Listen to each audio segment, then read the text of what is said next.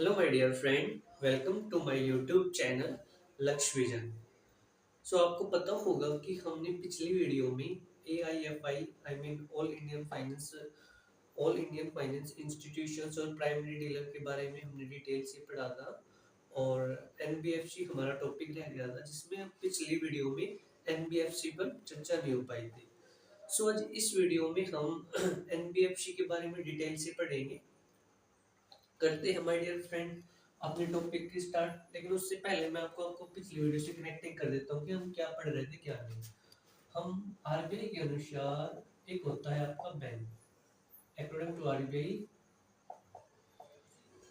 एक होता है बैंक, एक होता है नॉन बैंक। क्या होता है? Non bank. इस नॉन बैंक को ही हम क्या बोलते हैं? Non banking finance institution.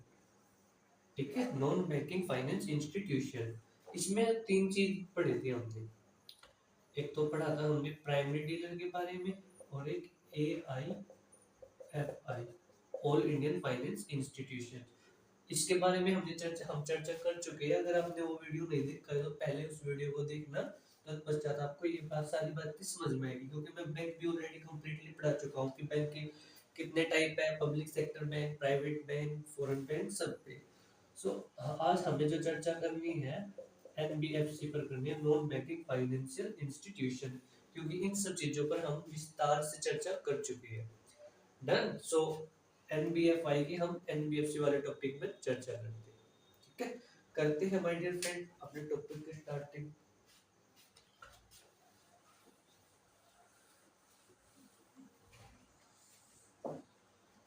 Heading लिख लेना NBFC। NBFC इसकी फुल फॉर्म होती है नॉन बैंकिंग फाइनेंशियल कंपनी। ठीक है, हिंदी में गैर बैंकिंग वित्तीय कंपनी।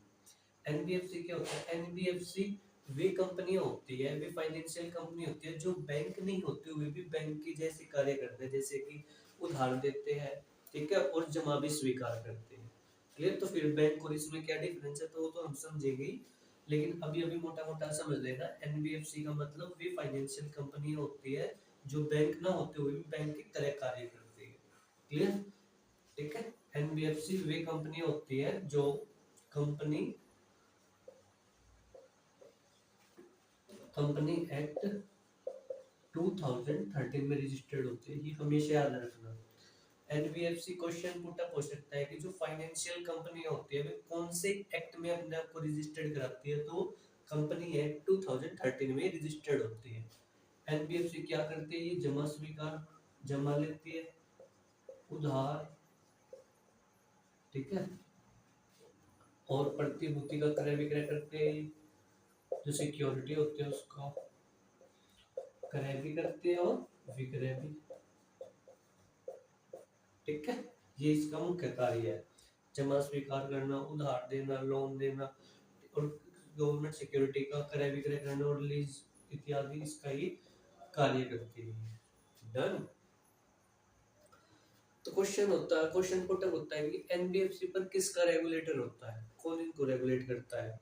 तो यहाँ पर याद रखना, आपको एक पता लग गया होगा कि एनबीएफसी क्या होता है। एनबीएफसी वे कंपनी होती है, वे फाइनेंशियल कंपनी जो कंपनी 2013 में रजिस्टर्ड होती है। ये कंपनी जमा एक्सेप्ट करती है, उधार देती है, और सिक्योरिटी प्रतिभूति का क्रय विक्रय करती है, और लीज का भी कार्य करती है। ठीक है, ये तो हो गया एनबीएफसी का मतलब।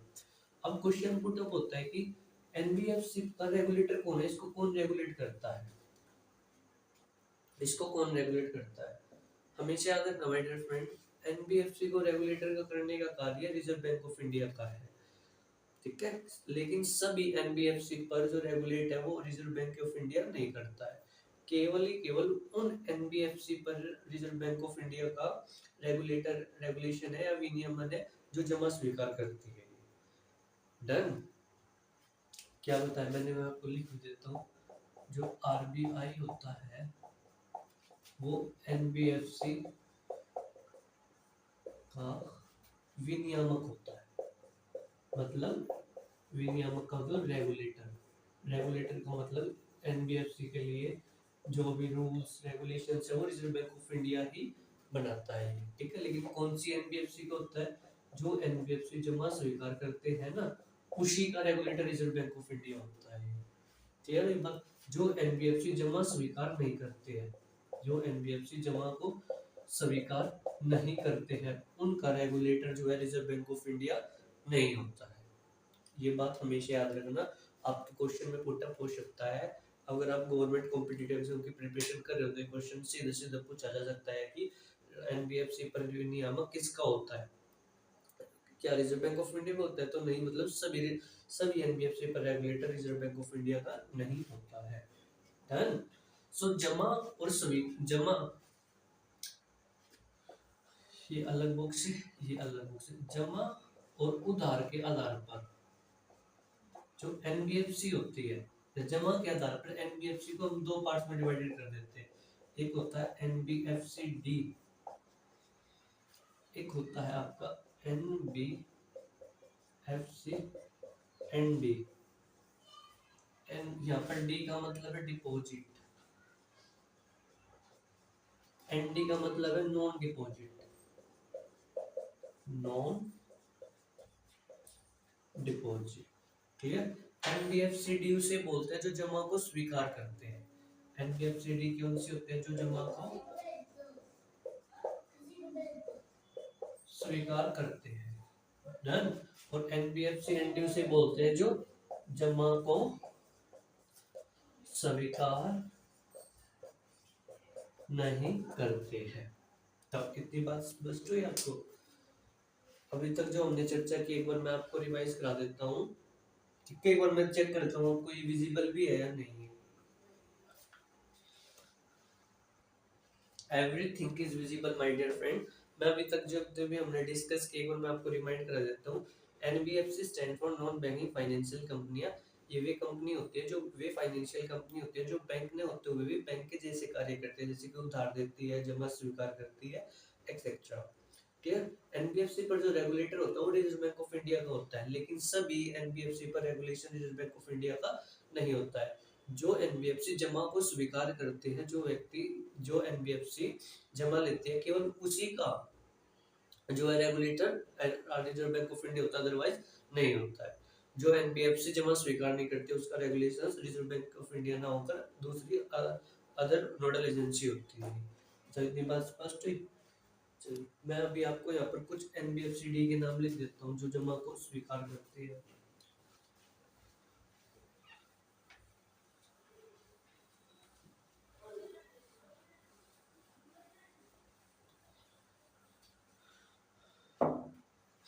अगर मैं यहाँ पर लिख रहा हूँ एनबीएफसी डी और यहाँ पर लिख रहा हूँ मैं एनबीएफसी एनडी, डी का मतलब डिपॉजिटर, इस पर सदैव रिजर्व बैंक ऑफ इंडिया का क्या रहेगा, कंट्रोल रहेगा।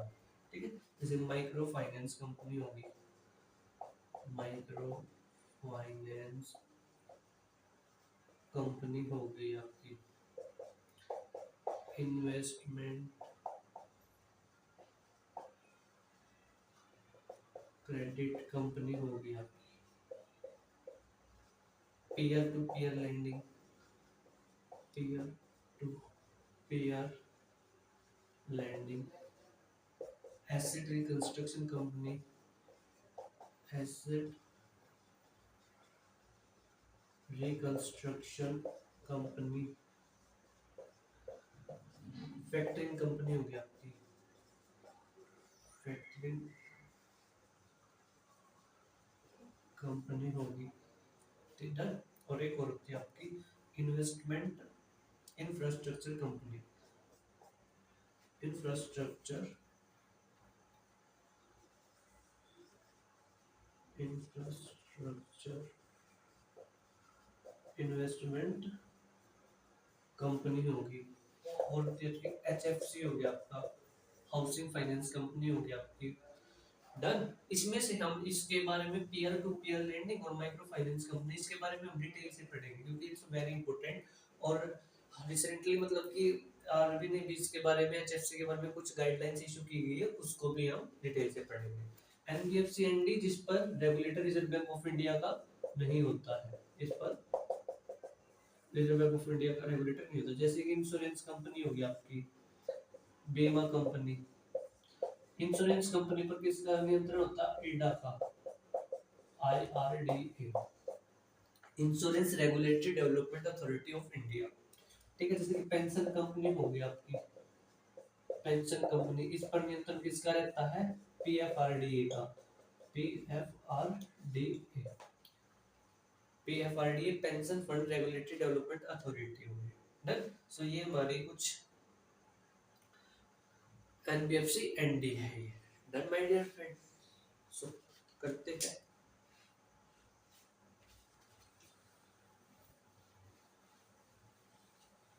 अब हम, आपको पता लग होगा NBFC क्या होते हैं ये। अब हम चर्चा कर लेते हैं कि NBFC और बैंक में क्या डिफरेंस है, डिफरेंस बिटवीन,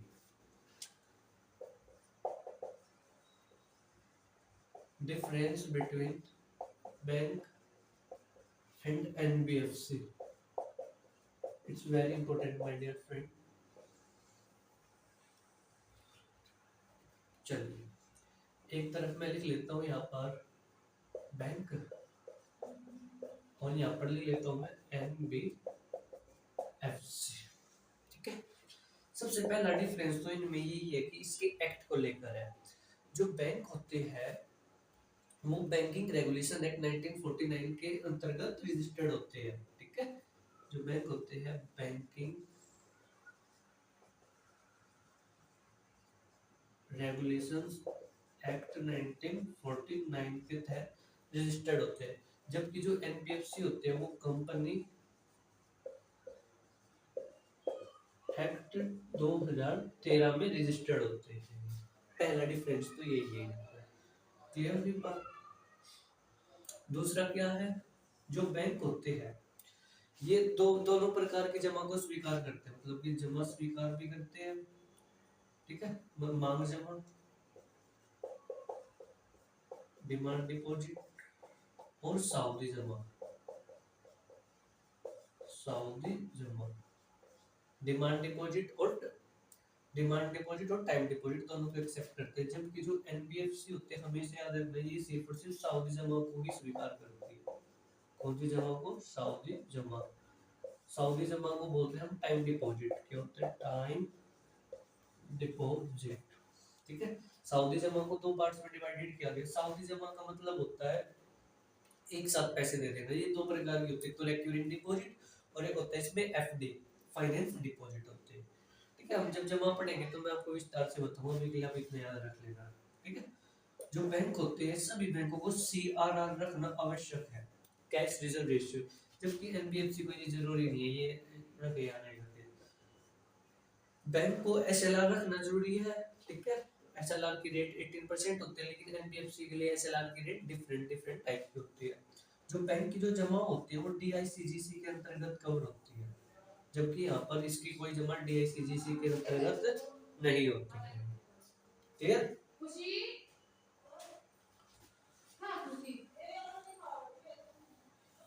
So इसमें और भी डिफरेंस है, और भी करते हैं।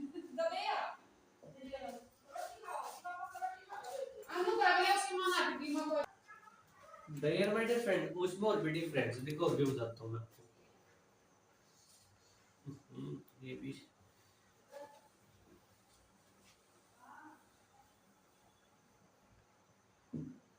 जो बैंक होते हैं ना, पेमेंट सेटलमेंट एक्ट 2007 में रजिस्टर्ड होते हैं। पेमेंट सेटलमेंट एक्ट 2007 में रजिस्टर्ड होते हैं।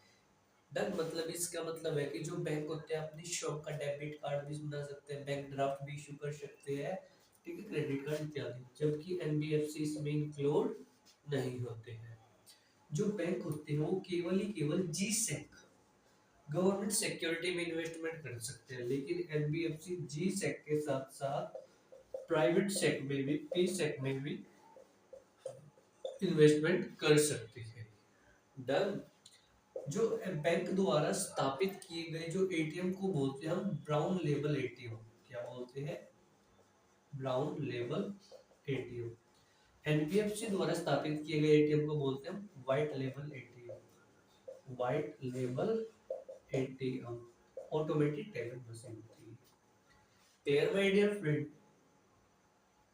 और तो और जो बैंक होते हैं ये म्यूचुअल फंड्स वगैरह इनमें इन्वेस्टमेंट नहीं कर सकते, जबकि एनबीएफसी कर सकते हैं।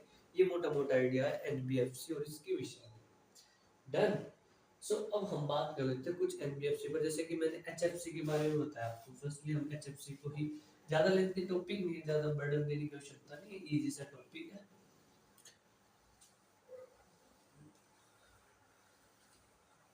चलिए एचएफसी हेडिंग डाल लीजिएगा, HFC housing finance company, housing financing company. Done. ये एक एनबीएफसी है। एचएफसी क्या है? एक प्रकार की एनबीएफसी है जिस पर regulator reserve bank of India का होता है। अब आप कमेंट में बताइए कि कौन से टाइप की एनबीएफसी है इस पर रेगुलेटर एनबीएफसी का होता है। डन। रिसेंटली आरबीआई ने इसके संदर्भ में कुछ गाइडलाइंस इशू की है, क्योंकि जो एचएफसी होती थी ना, ये लोगों को ना उधार देते थे और उससे ज्यादा ब्याज लेते थे। लेकिन रिजर्व बैंक ऑफ इंडिया ने दो गाइडलाइंस इशू की है कि एचएफसी अपनी नेट ओन कैपिटल का 2.5 गुना ही, 2.5 या 1.5, हाँ 1.5 गुना, सॉरी एक्सट्रीमली 1.5 गुना ही उधार दे सकती है अपनी एनओसी का, नेट ओन कैपिटल का। नेट ओन कैपिटल, अपने नेट ओन कैपिटल का केवल 1.5 गुना ही उधार दे सकती है, उधार दे सकती है। डन। मैं बताऊंगा नेट ऑन कैपिटल क्या है। और दूसरा इसमें लिखा है कि जो भी एनबीएफसी जमा, एनबीएफसी जो भी उधार देगी उसका 15% जो है लिक्विड एसेट के रूप में रखेगी, लिक्विड एसेट। हमारे सामने दो टर्मिनोलॉजी आई है, net on capital. Net on capital जो होता है किसी भी कंपनी की खुद की कैपिटल होती है, ठीक है, जो स्वयं का पैसा, उसमें एनओसी का फॉर्मूला होता है paid up capital. Paid up capital वो होता है जो बैंक ने या जो किसी भी कंपनी ने अपनी शेयर जारी करके जो कैपिटल गेन किया, that is called paid up capital. ठीक है। और प्लस कंपनी का एक रिजर्व होता है। मैंने आपको जो बैलेंस शीट पढ़ाऊंगा ना वहां पर बताऊंगा, जो भी कोई कंपनी अपना एक लाभ कमाती है तो अपना एक हिस्सा रिजर्व के रूप में रख देती है। और माइनस होता है total liability of bank, total liability of bank, bank की कुल देयता। ये इसका फॉर्मूला है एनओसी का। ठीक है, NOC equal to paid up capital plus reserve minus total liability of the bank. ठीक है, इसका जो है अपना 1.5 गुना ही उधार देगी।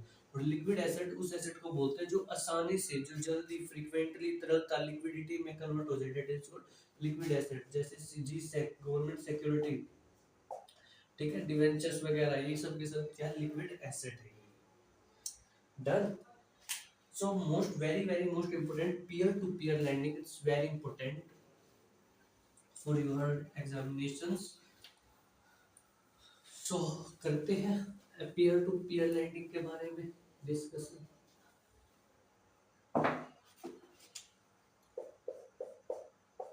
peer to peer lending क्या है? ये तो ये एक प्रकार की एनबीएफसी है। इस पर जो रेगुलेटर है वो किसका है? आरबीआई का। तो आप कमेंट में बताइए कौन से टाइप की एनबीएफसी है। डन। दरअसल पीयर टू पीयर लैंडिंग के विषय में पहले सुन लीजिएगा, फिर मैं एक वन बाय वन जो जो इंपॉर्टेंट वर्ड होंगे मैं उनको यहाँ पर लिख दूंगा। जो पीयर टू पीयर लैंडिंग है ये एक ऑनलाइन प्लेटफॉर्म होता है। यहाँ पर जो ऋणदाता होता है, ऋण देने वाला, और जो ऋणी, ऋण लेने वाला, दोनों अपना ऑनलाइन रजिस्ट्रेशन कराते हैं। डन। जैसे कि पीयर टू पीयर लैंडिंग की फाइल लॉगिन करेंगे, उसकी साइट खोल लेंगे, यहाँ पर जो ऋणदाता है, जो ऋण देना चाहता है वो भी रजिस्ट्रेशन करेगा, जो ऋणी जो ऋण लेना चाहता है वो भी रजिस्ट्रेशन करेगा। ये क्लियर है बात। और इस पर जो नियामक है वो रिजर्व बैंक ऑफ इंडिया का ही है, वो तो मैंने यहाँ पर लिख दिया है। Done my dear friend. और यहाँ पर जो ऋणदाता है, जो ऋण देने वाला है, अधिकतम 50 लाख रुपए तक का ऋण दे सकता है। और जो ऋणी है, ऋण लेने वाला है, अधिकतम 10 लाख रुपए तक का ऋण ले सकता है। और यहाँ पर जो ऋणी एक व्यक्ति से केवल ही केवल 50,000 रुपए तक का ऋण ले सकता है। ये तीन बातें इसके विषय में मोस्ट इंपॉर्टेंट है, आप दिमाग में बिठा लीजिएगा। क्या? पीयर टू पीयर लैंडिंग में जो ऋणदाता है, ऋण देने वाला है, अधिकतम 50 लाख रुपए तक का दे सकता है, और जो ऋणी है, ऋण लेने वाला है, वो अधिकतम 10 लाख रुपए तक का ऋण ले सकता है, और एक व्यक्ति से 50,000 रुपए तक का ऋण लेगा। तो ये तीन बातें आपके दिमाग में बैठी, इट्स वेरी इंपॉर्टेंट, ठीक है। और दूसरा, यहाँ पर जो है ब्याज दर अधिक होती है, जो ऋणदाता है वो उच्च ब्याज दर रखता है, क्योंकि इसलिए यहाँ पर प्रॉफिट भी अधिक है, जोखिम अधिक है, रिस्क भी अधिक, क्योंकि बैंक इसमें इंक्लूड नहीं होता है। डन।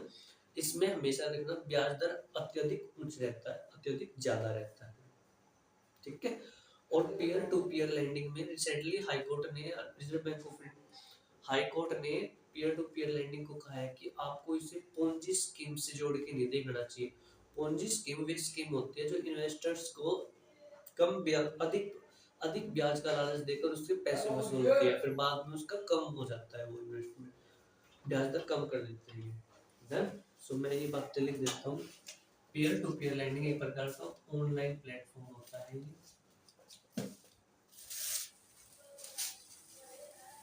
यहाँ पर जो ऋणदाता, जो ऋण देने वाला है, और एक ऋणी जो ऋण लेने वाला है, दोनों अपना क्या करते हैं, ऑनलाइन रजिस्ट्रेशन करते हैं, ऑनलाइन रजिस्ट्रेशन करते हैं।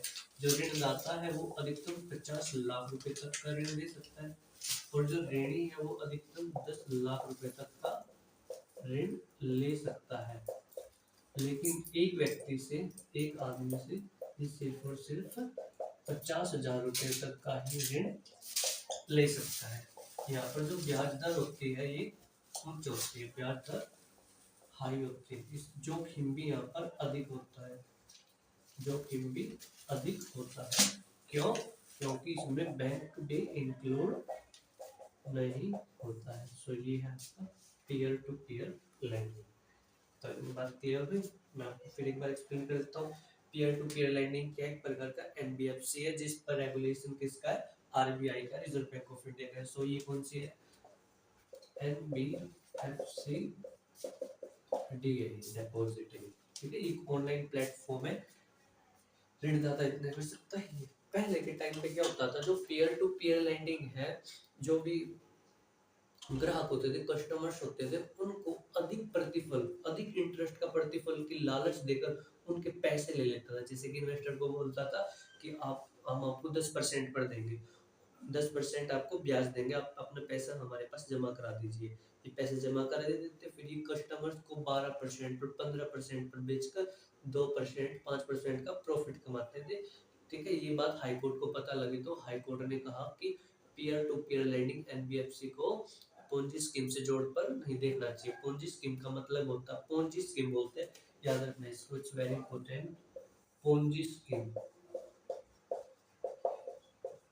पोंजी स्कीम वे स्कीम होती है जो ग्राहक, जो इन्वेस्टर्स को अधिक ब्याज का प्रतिफल देकर उनके पैसे वसूल लेता है, फिर बाद में प्रतिफल कम कर देता है, that is called Ponzi scheme. यही पीयर टू पीयर लैंडिंग ने किया था, जिस पर हाई कोर्ट ने अपने गाइडलाइंस जारी की थी।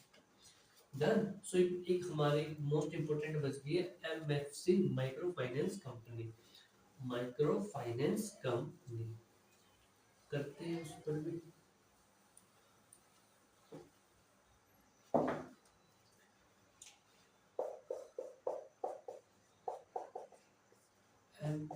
माइक्रो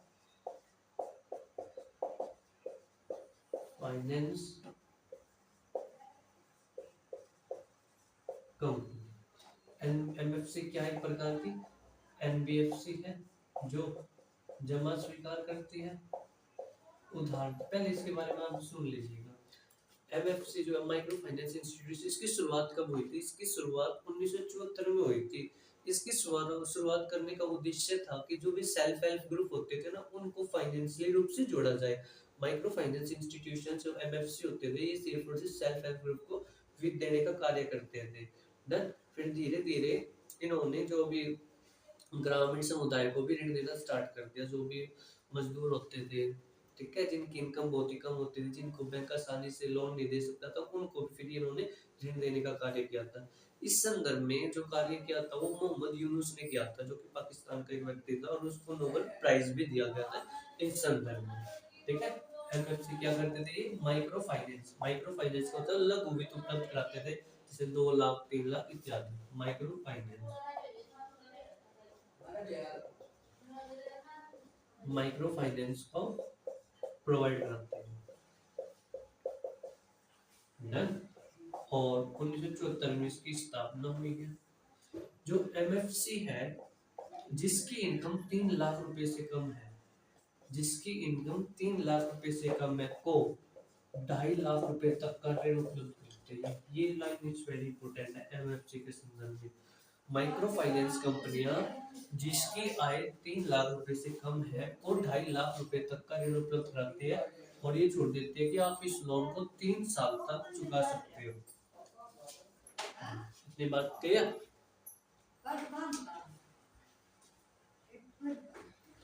सो ये था हमारा एनबीएफसी। सो नेक्स्ट वीडियो में मिलते हैं हम एनपीए के साथ। Okay my dear friend.